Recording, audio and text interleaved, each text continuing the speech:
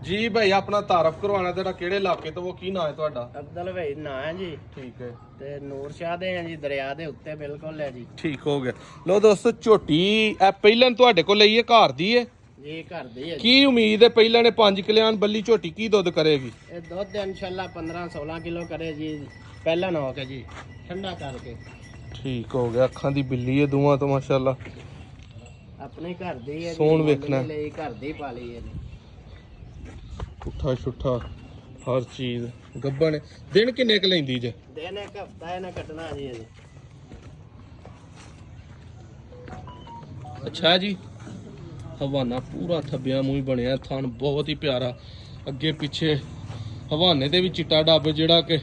ਹੁਸਨ 'ਚ ਮਜ਼ੀਦ ਇਜ਼ਾਫਾ ਕਰਦਾ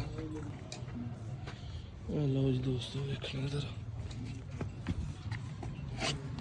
ਹਵਾਨੇ ਦੀਆਂ ਵੰਡਾਂ ਕੈਸੀਆਂ ਪਿਆਰੀਆਂ ਲੱਗੀਆਂ ਨੇ